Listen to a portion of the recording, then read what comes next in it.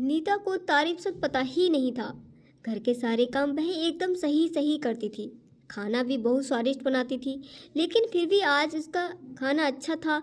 बहू ऐसा उसकी सास कभी नहीं बोलती थी और पति भी कभी उसकी प्रशंसा नहीं करता था।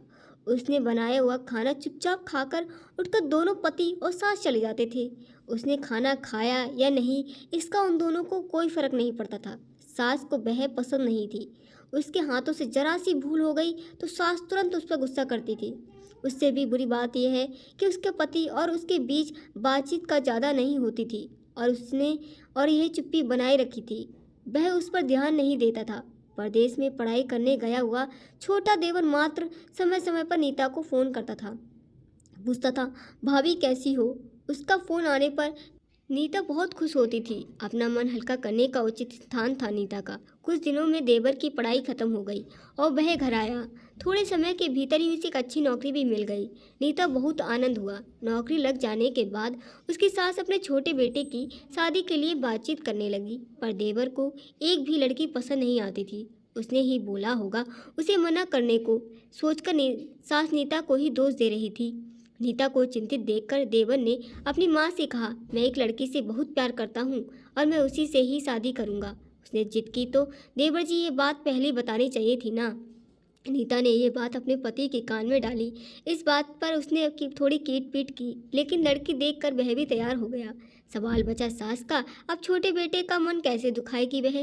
बाद में उसने भी हाँ हो गई। नीता बहुत खुश हुई। उसे लगा एक अच्छी सहेली आ जाएगी अब साथ देने के लिए, दिल के राज बताने के लिए। कैसी भी होगी छोटी देवरानी, रस बच जाएगी हमारे साथ और इस घर में, या वह एक अलग दुनिया बसाने पर जोर देगी देवर जी को। इस विचार से थोड़ा टेंशन में आ गई नीता। कुछ दिनों में के बाद नीता की छोटी देवरानी चौखट लांघकर घर में आई। देवरानी घर आते ही सारे काम की जिम्मेदारी अपने हाथों में ले ली। अब सास अपनी छोटी बहू की ज़्यादा ही तारीफ करना शुरू कर दिया। उसे माँ जैसा प्यार करने लगी। यह देख नीता की आंखों भी आंसू आ जाते। वह सोचती, मैं भी तो यही काम करती थी, फिर भी मेरे साथ ही क्यों ऐसा बर्ताव। अब थोड़े दिनों बाद छोटी देवरानी पूरे घर का राज करेगी और वह मेरी जगह वहाँ पर कोने में होगी। अपने बेही विचारों में खो गई नीता। नीता के भाव समझने पर छोटी देवरानी नीता के हाथ अपने हाथ में लेकर बोली, दीदी मुझे सब पता है, मुझे अपनी छोटी बहन समझिए, देखना बहुत जल्दी सब ठीक हो जाएगा। देवरानी ने पूरे घर की जिम्मेदारी तो ले ली थी, लेकिन अपने कामों में कुछ न कुछ बार बार भूल जाती थी। फिर देवरानी नीता के पास जाती और मदद मांगती थी। ऐसा रोज ही होने लगा। यह देखकर सास गुस्सा हो गई। मेरे रहते हुए ये छोटी बहू बड़ी बहू को क्यों पूछती रहती है। फिर सास भी रसोई में आकर शुरू करना लगी। धीरे धीरे वह छोटी बहू के साथ अनजाने में ही बड़ी बहू से भी प्यार से बर्ताव करने लगी, प्यार से बोलने लगी, नए पदार्थ दोनों को सिखाने लगी, भूल समझकर समझाने लगी। अब सास और दोनों बहुएं में अच्छी दोस्ती होने लगी।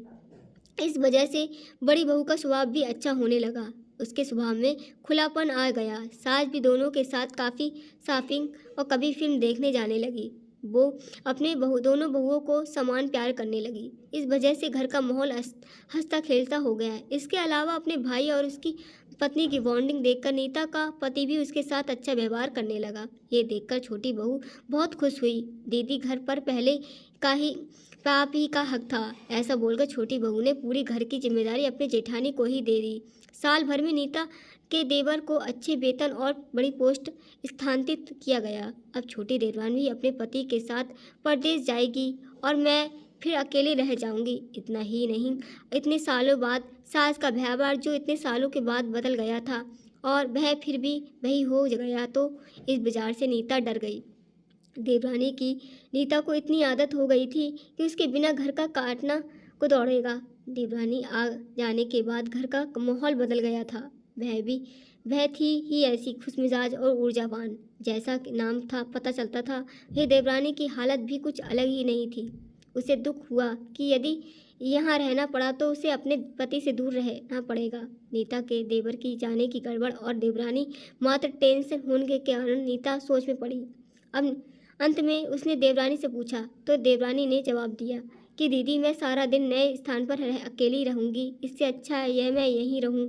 आपके देवर को बोला है मैंने शनिवार को, रविवार की छुट्टी में आप ही यहाँ आ जाया करें और मैं भी उनके साथ यहाँ जाया करूँगी, बीच बीच में थोड़ा बदलाव के लिए। इस पर वह बोलती कि 6 महीने में वापस यहाँ ही बदली कर लूँगा और अपने पति की नकल करके करके देवरानी बोली और छोटी देवरानी भी हंसने लगी। अपनी आंखों के आंसू पोंछते हुए नीता बोली, छोटी, ये दिन वापस नहीं आने वाले। जाओ तुम अपने पति के साथ। अब उनके साथ भी तो कोई होना चाहिए था। दीदी, आपने मुझे बड़ी बहन का प्यार दिया, वैसे ही भैया के रूप में एक बड़ा भाई मिला। ये भरा हुआ संसार छोड़कर मैं कैसे जाऊँ? यहाँ अकेली का मन नहीं लगेगा। 6 महीने का सवाल है, वे आते ही रहेंगे। पर यह सुनकर नीता ने अपनी देवरानी को खुश होकर गले लगाया। तभी देवरानी नीता को भी अपने पति के साथ अलग जीवन बनाने में समय नहीं लगता।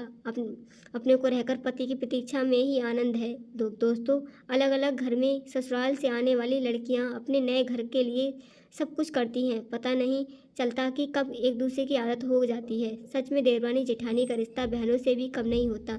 प्लीज़ कहानी को लाइक सब्सक्राइब कीजिएगा।